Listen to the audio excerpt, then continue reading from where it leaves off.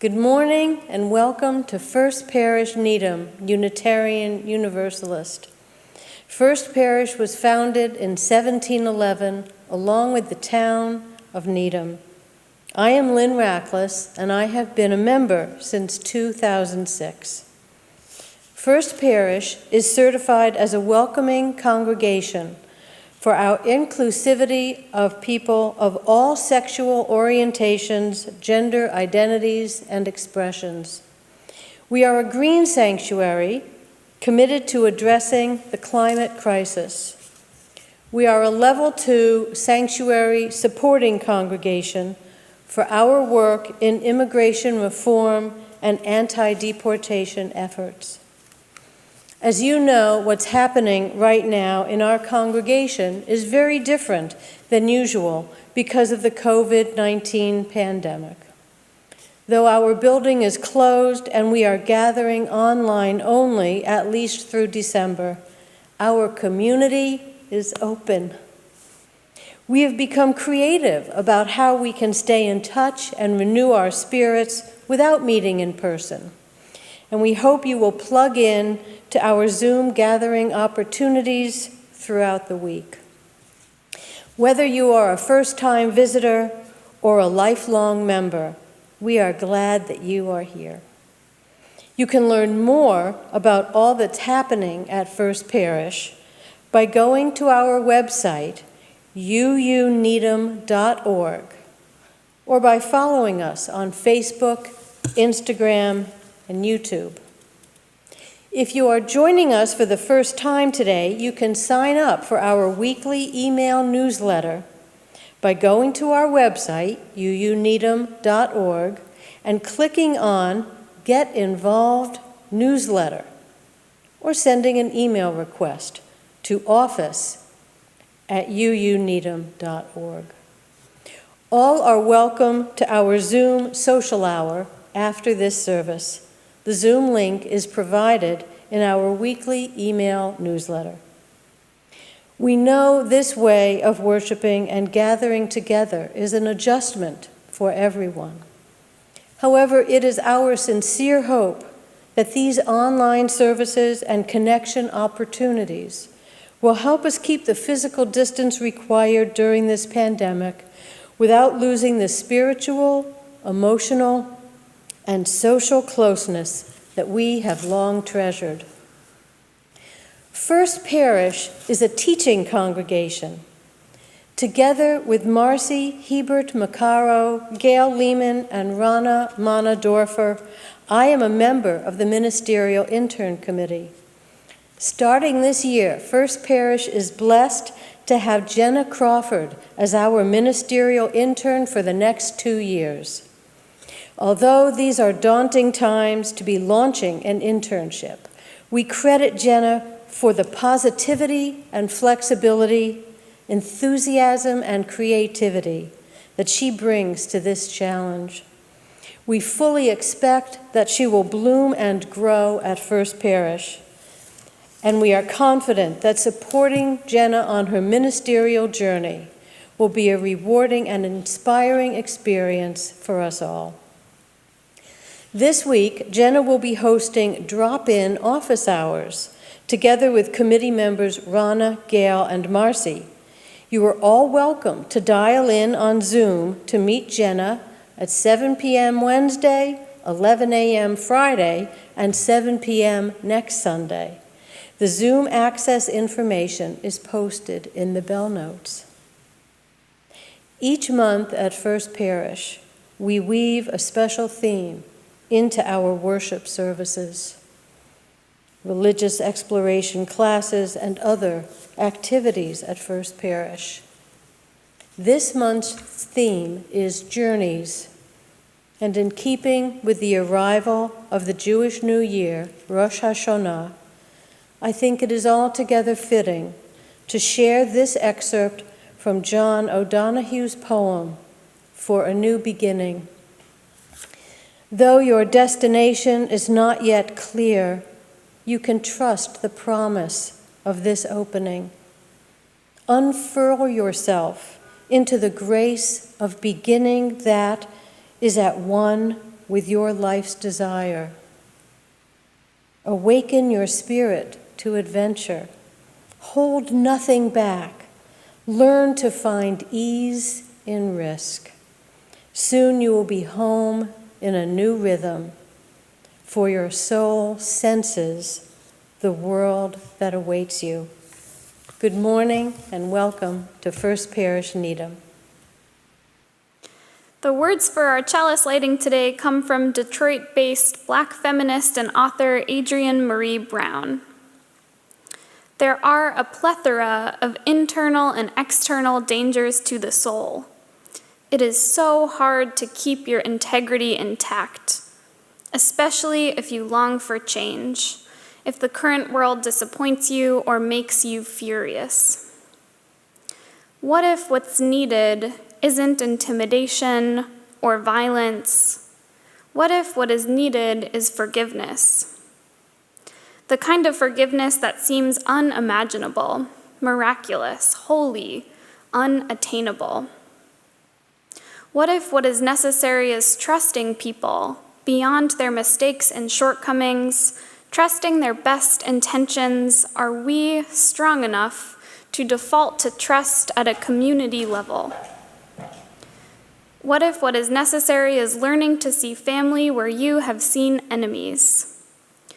What if what is necessary is not strategy, not plans, not dollars, just unconditional love? Are we able to be that militant? Our opening hymn, For All That Is Our Life, was written by Reverend Bruce Findlow, an Australian Unitarian minister who discovered our faith while serving during World War II. Please join in singing from home. The lyrics and music will appear on your screen.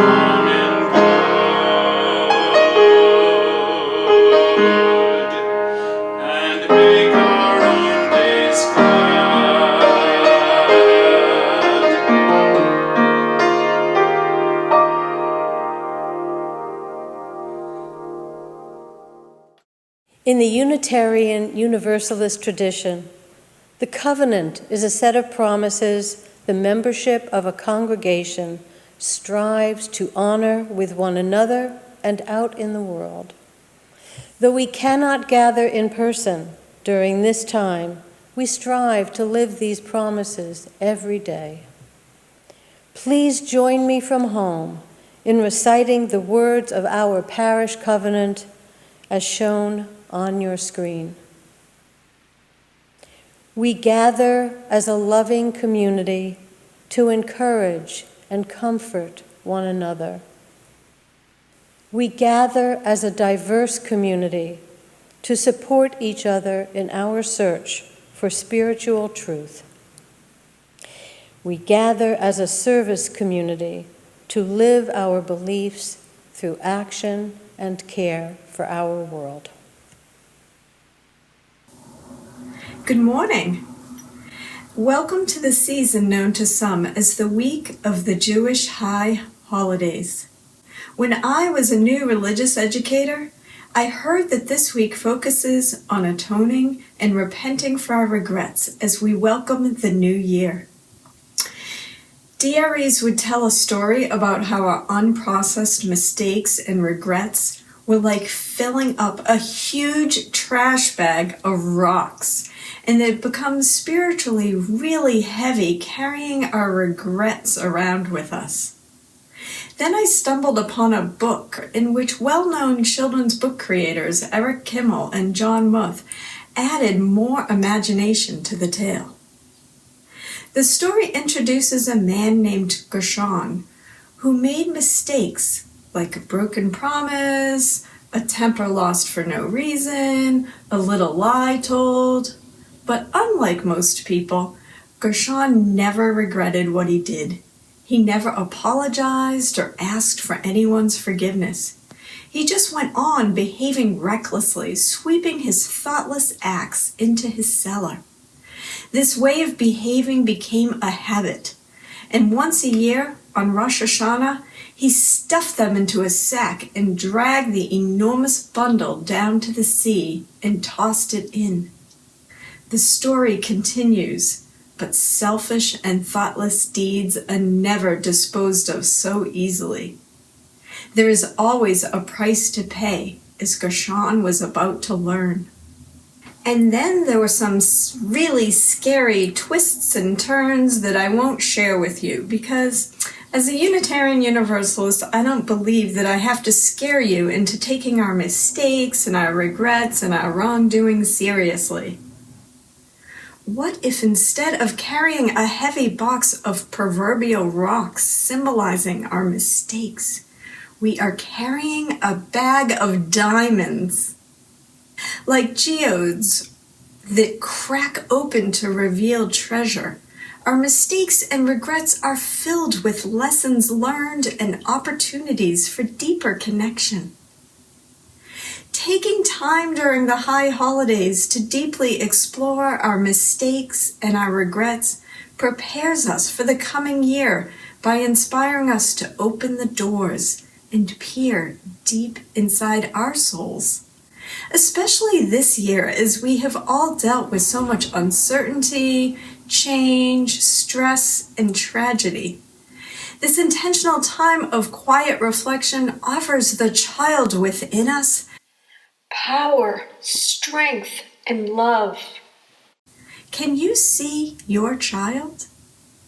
He, she, they is the most precious diamond of all. Even the most cynical among and within us has a pure side. The high holidays teach us that the most vital message is of hope.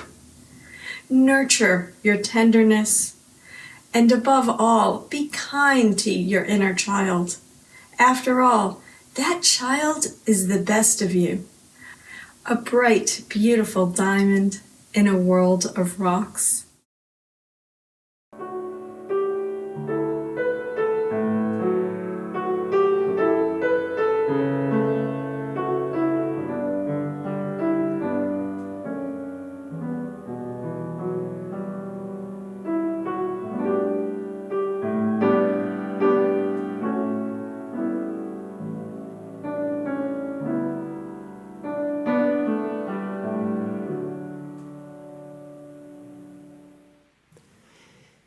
It is now time to share with one another our joys and concerns from this past week. These joys and concerns were submitted to our ministerial intern, Jenna Crawford, at internminister@uuneedham.org by the Thursday before this service. If you did not submit a candle but would like to share with the community this morning, you are invited to enter your message into the YouTube chat box. As our services stream live to YouTube, we cannot guarantee that your joys, concerns, sorrows, and milestones will stay within the First Parish community. But you are always welcome to reach out to me, Jenna, or our Pastoral Care Associate of the Week, whose name is included in your emailed order of service, for pastoral care or to share more privately. If you're missing hearing each other's voices during this beloved ritual, may this also serve as a reminder to reach out to one another after the service.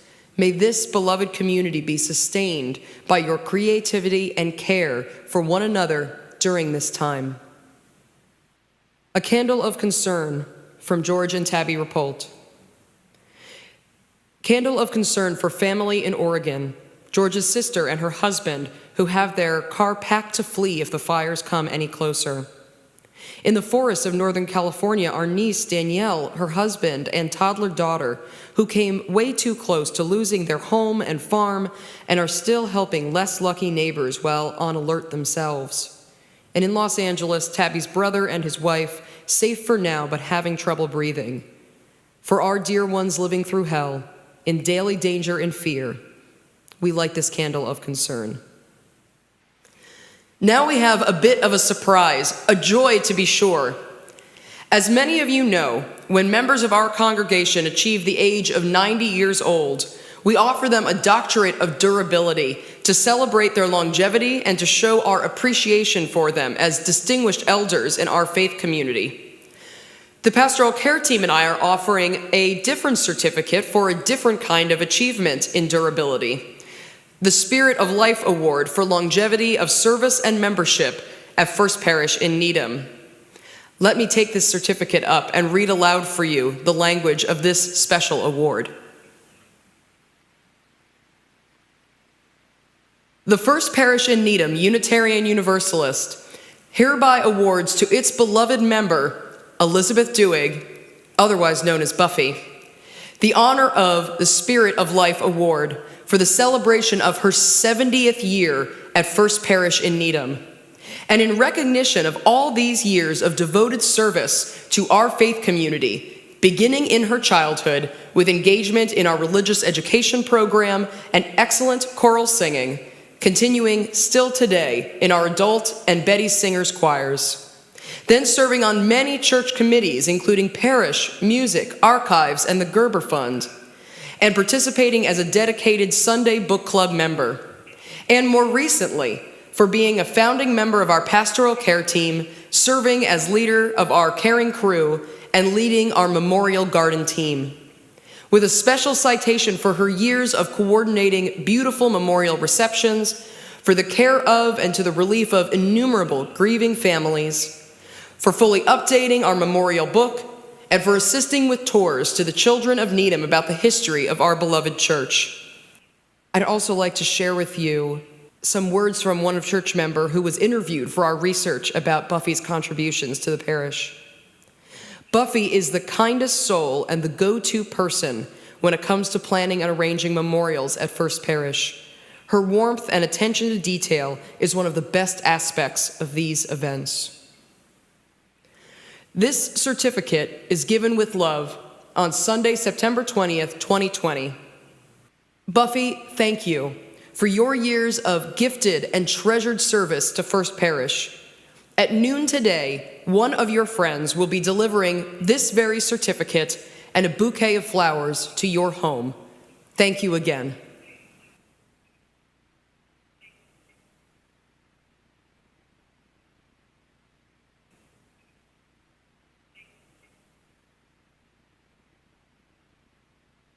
And now, for all the joys and sorrows that we may still carry in our hearts, we light a final silent candle.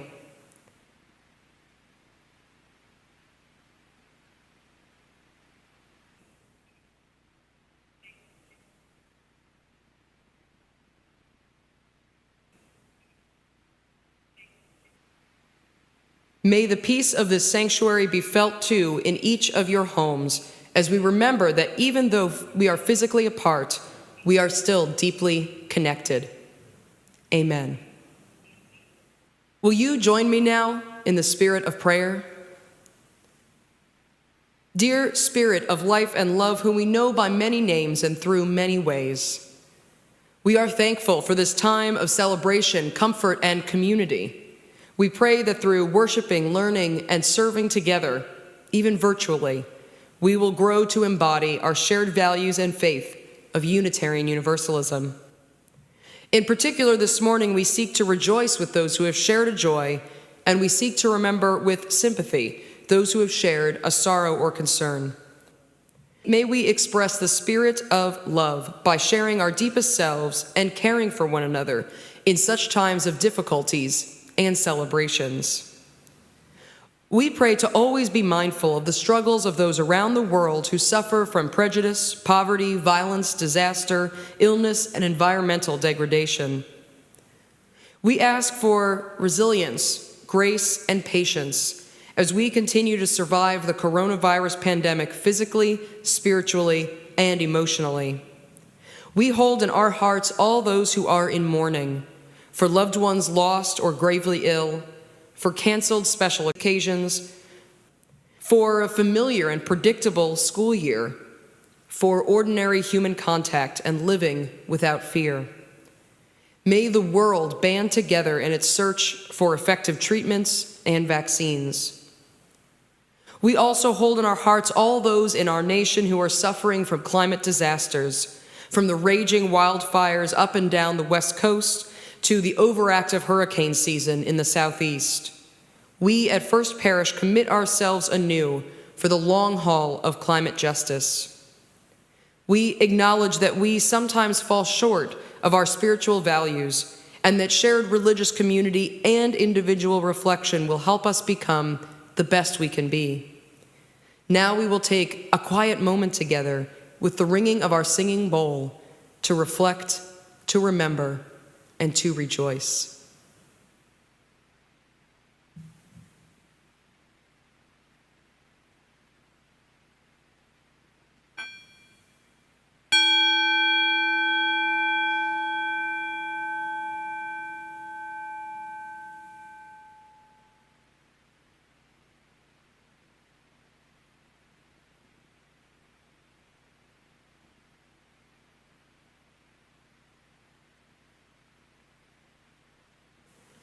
Amen. Please join us now singing from home our centering hymn, Find a Stillness. The lyrics and music will appear on your screens.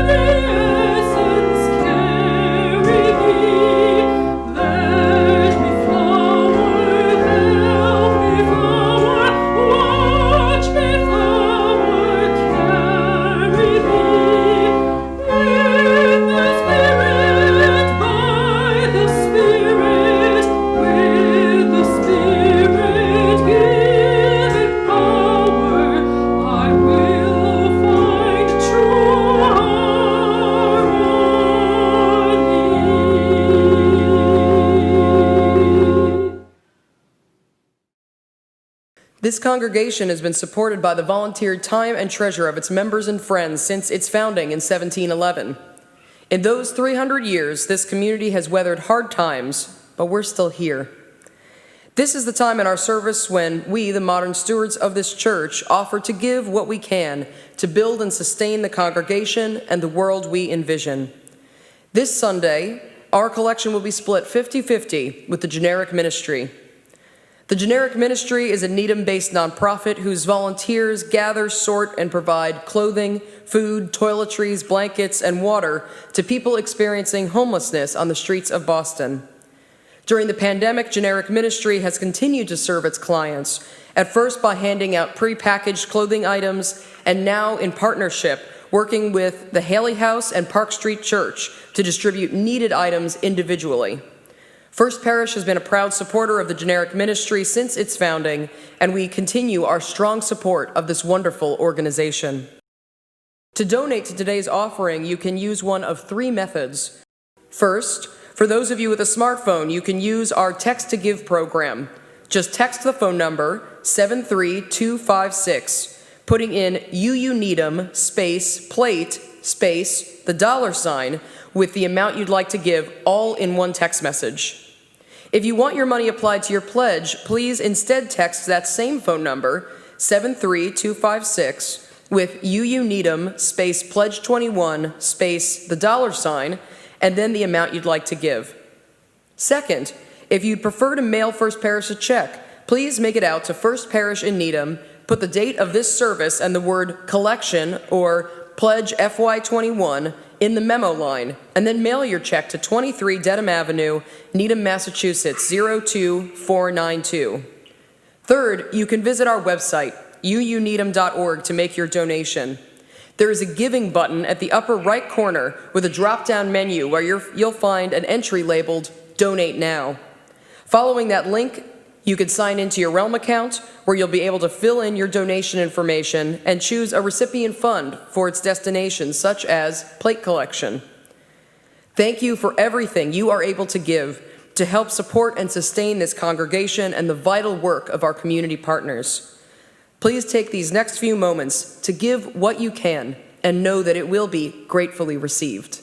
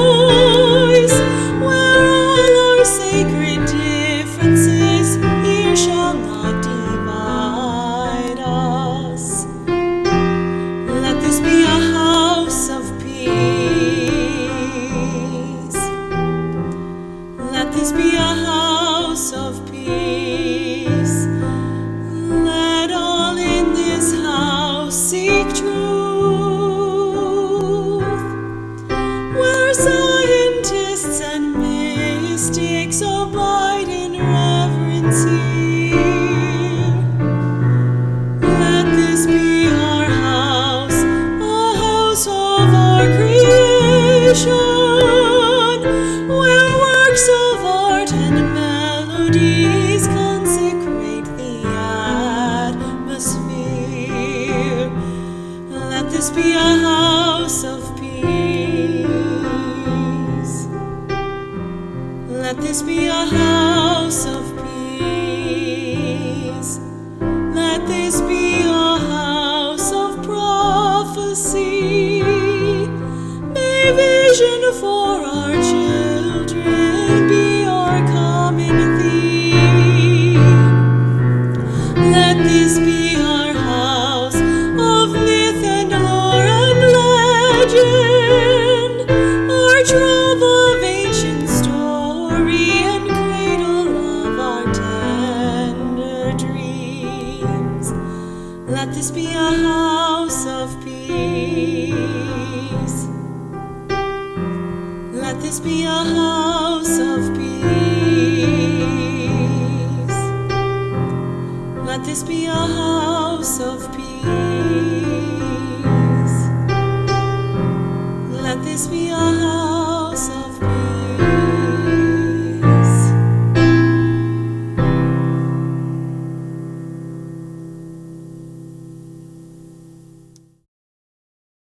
Our reading this morning is from the Rabbi Yosef Kanevsky of the B'nai David Judea congregation in Los Angeles, a message to his own congregation in the early months of the pandemic, which has circulated widely.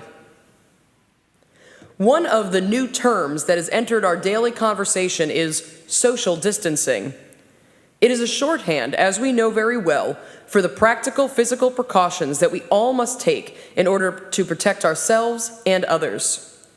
But I'd humbly suggest that we use the term itself sparingly, if at all. Language is a powerful shaper of thinking, and the very last thing we need right now is a mindset of mutual distancing. We actually need to be thinking in the exact opposite way. Every hand that we don't shake must become a phone call that we place. Every embrace that we avoid must become a verbal expression of warmth and concern. Every inch and every foot that we physically place between ourselves and another must become a thought as to how we might be of help to that other, should the need arise. It is obvious that distancing, if misplaced or misunderstood, will take its toll not only upon our community's strength and resiliency, but upon the very integrity and meaning of our spiritual community. And who knows if it was for this time that we have committed ourselves to journey in God's ways. Let us stay safe, and let's draw one another closer in a way that we've never done before. Here ends our reading. Last Sunday, Reverend Katie reminded us in her sermon that amidst everything that has changed in the last 6 months, in our world, our communities, and in the ways that we do church, there are two things that never change: our relationships with each other in First Parish and our UU faith. Our relationships in our UU faith might have always then been more important than the physical buildings that we gather in. Reverend Katie encouraged us to hold dear to those two things and to work on, over the next year, cultivating the things that are within our control and are so central to being part of a spiritual community, our spirits and our community. But how might we prepare ourselves to do the work of relationship and spirit building this year? Where do we begin? And what if we are coming in exhausted? What then? Back in April, the president of the Unitarian Universalist Association, Reverend Susan Frederick Gray, wrote, "2 weeks ago it became clear to me that my normal spiritual practices were not cutting it. I felt so worn down. I had a longing for more time to be present to the emotional realities all around me. I realized I was compartmentalizing my grief and fear, putting it away in order to stay focused at the tasks at hand. While this strategy works in the short term, I've learned that if I don't make time to return to the pain that I set aside, it finds its way in, generally as exhaustion, short-temperedness, forgetfulness, even depression." That was back in April that she wrote those words. and we're now well into September, 5 months further into the pandemic in our country. I realized, she wrote, I was compartmentalizing my grief and fear, putting it away in order to stay focused on the tasks at hand. I suspect that not only might we have a tendency to compartmentalize our grief and fear, but we also probably defer our own needs, which might feel small and trivial in the face of the needs of our larger communities. Compartmentalizing our own sense of grief, loss, and fear, and deferring our own needs are such subtle, natural, sometimes even expected behaviors of the pandemic at this point that we don't even notice that we're doing them. In the face of appeals that are meant to help us care for ourselves, advice to, for instance, reach out to our communities, sometimes we even take those as imperatives of how we can help others, without even pausing to ask what we might need, or what we might want, or what would nourish us this week. This upcoming Tuesday is the autumn equinox, September 22nd. In the natural world, things get quieter. Natural processes begin to slow, and there is a turn inward. Maybe it is a good time for an equinox within ourselves, a time for our own inward turn. About a month ago, I realized that I needed to make a change. I wasn't sleeping well. I would often ruminate late into the night and sense that I wasn't going to bed either centered or grounded. I decided that TV had to stop being the last thing that I did every night. I could still watch an episode or two, but had to leave some time after TV, even just 15 minutes, to write in my journal before I went to bed. Some powerful questions began to emerge. What happened today? Okay, but what really happened today? What news reports am I getting entangled in, and why? What stories am I telling myself about the day that might not be true? And knowing all this, what are my intentions for tomorrow? It wasn't until I started spending 15 minutes at night with my journal that I realized just how unclear I had been with myself all those months before. I had been keeping up with pandemic numbers and data, with public health best practices, with the news, with how to help others more affected than me, with very little understanding or clarity of how all of this was also affecting me. And another funny thing happened. I realized that what people were saying that I probably needed all along, I really did need. Schedule 1 phone call every day, maybe even 2. Go for masked walks with your neighbors, spend more quality time with the people in your households. The great irony was that none of these things really nourished me fully when I thought I was doing them for somebody else. The best gift that we can give to each other is to be clear too about what we need, what will nourish us.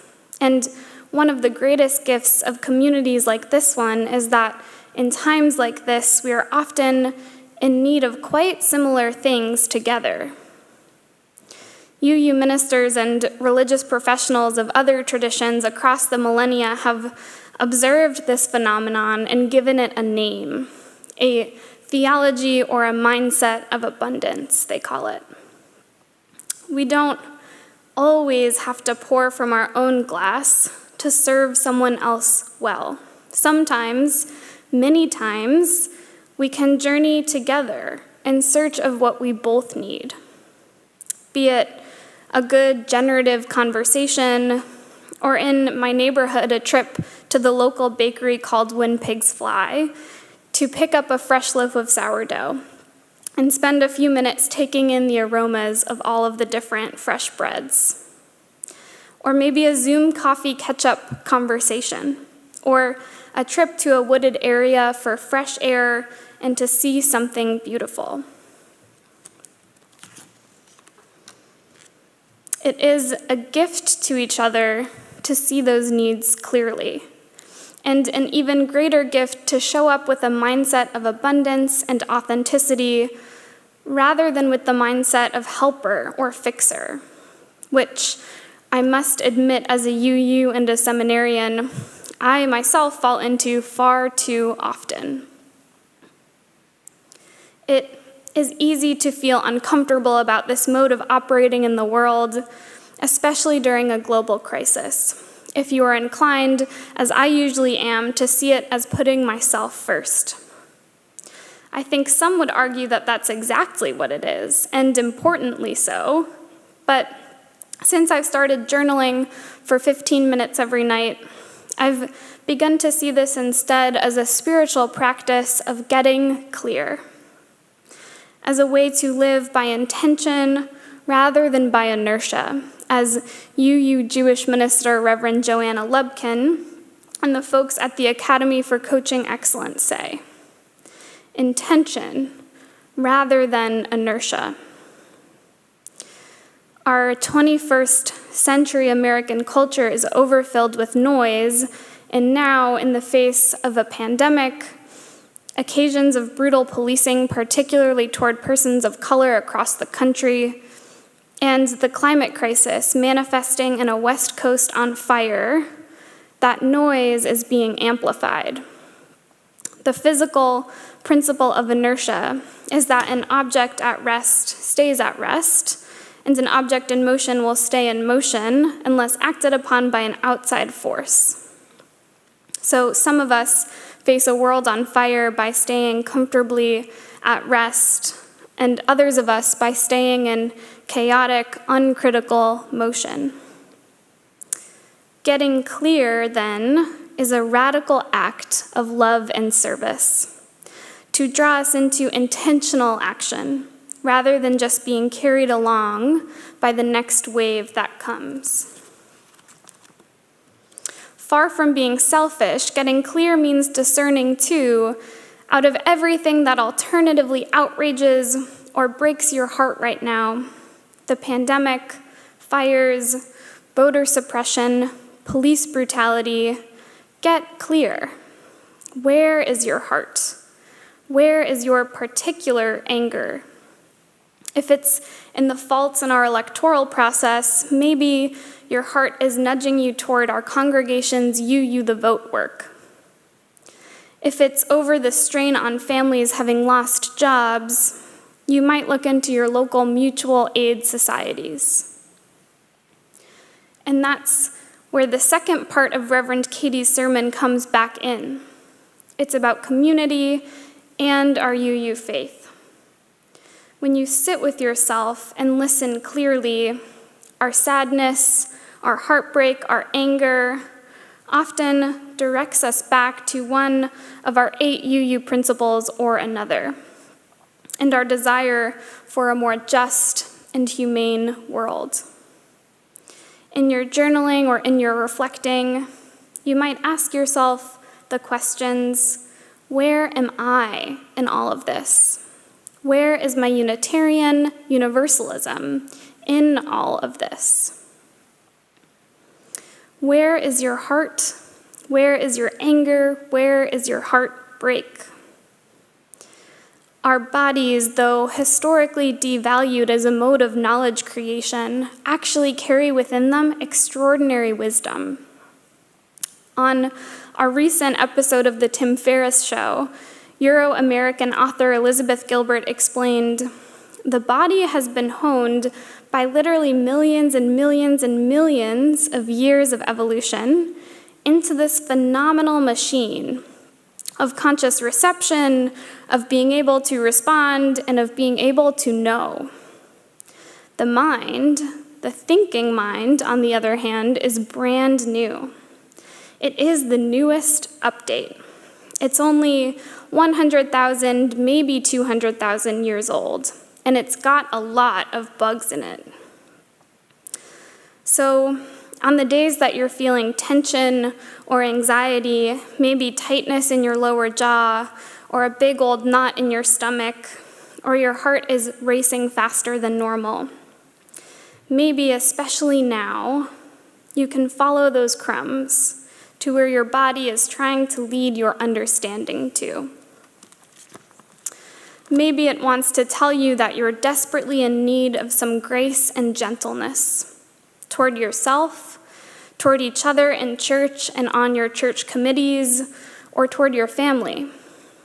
Maybe it's trying to remind you that things are not in fact normal, and you are allowed to not be in overdrive until they return to normal. At the church where I was most recently worshiping, Arlington Street Church in the Back Bay of Boston, someone along the way decided that all Zoom programs would be caveated with something like, if your tech malfunctions, take a deep breath. Hopefully it only lasts a few seconds, and in the meantime, you can practice the spiritual art of honoring the things that we cannot control.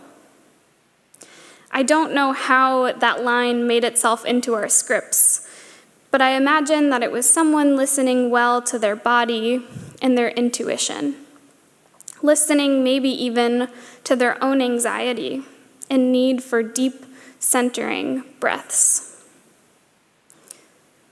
Getting clear is not just a mental, but a full body exercise.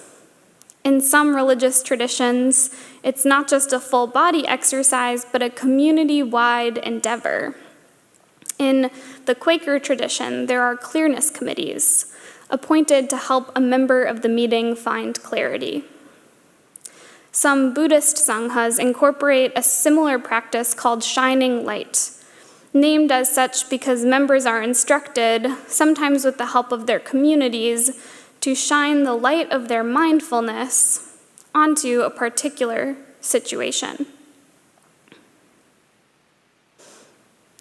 You can imagine my disappointment when I learned that, although very much expectedly, I'd be starting this internship with you all virtually, that I'd be going into an empty sanctuary to record sermons and readings, albeit with Tom and Tom on the phone, and would have to schedule Zoom calls to meet you all. This is all so weird and so different than what I had expected. But I think back to our reading from earlier by the Rabbi Yosef Kanevsky, when he writes about the pandemic, and who knows if it was for this time that we have committed ourselves to walk in God's ways. Of course, Rabbi Yosef is Jewish, and so theologically you might have to translate. Who knows if it was for this time that we have committed ourselves to each other and to Unitarian Universalism. In my now month since I've started, I've gotten the extraordinary sense that we are onto something very important, even though we're not gathering at the church together in person, and the extent to which we really need each other during this time, and all that we're learning about ourselves, our resiliency, and our spiritual lives, and in the way that spiritual communities can provide some much-needed nourishment during this time. And for that, I am hopeful and excited for our work together this year. I'm excited for us to get clear together. I'm excited to begin to get to know each of you, albeit in this truly bizarre format, but hopefully over things that really matter to us. I'm excited for us to come together to find and create nourishment in the face of all that feels barren right now. May we take some time for ourselves in the coming days then, to get clear, to listen, maybe for the first time in a while, to our own needs, our own sadness, our own outrage, our own bodies, our own intuition. May that quiet listening direct us toward the work that is ours to do. And may it help us show up in abundance and authenticity instead of dogged obligation. Maybe it is a good time for our own inward turn, taking cues from the world around us. Where am I in all of this? Where are we in all of this? And where is my Unitarian Universalism in all of this? May it be so. Blessed be, and amen.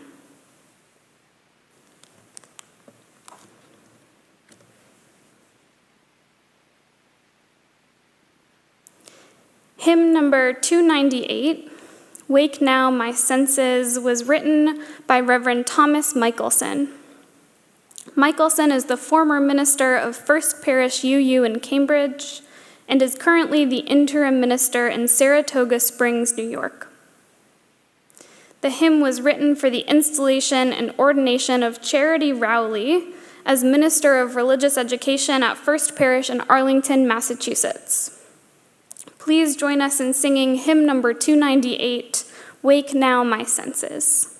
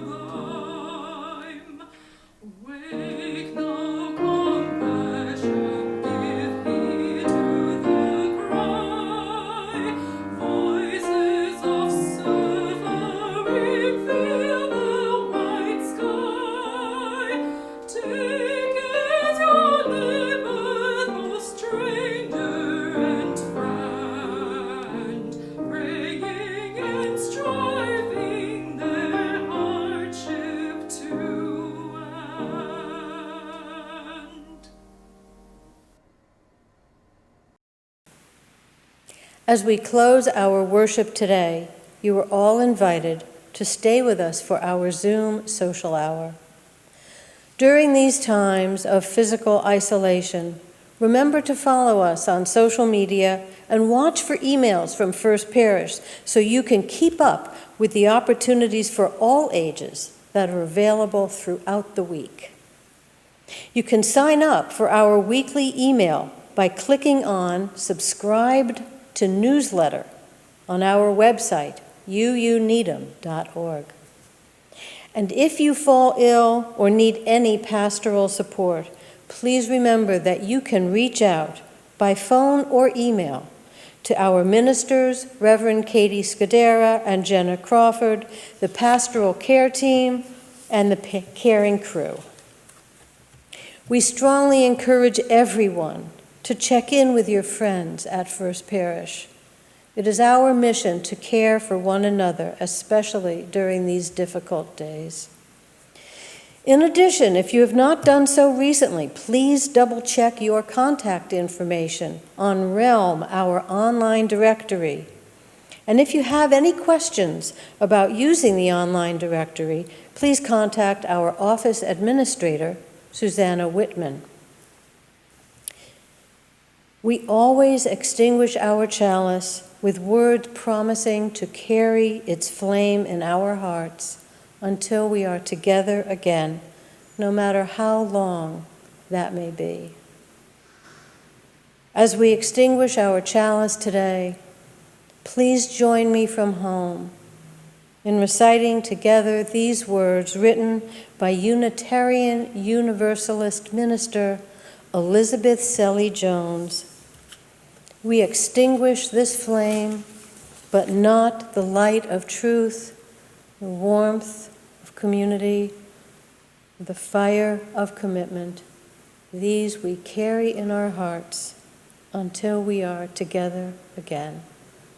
So may it be. Our benediction today comes from Eddie Hillesum, a 20th century Dutch Jewish author.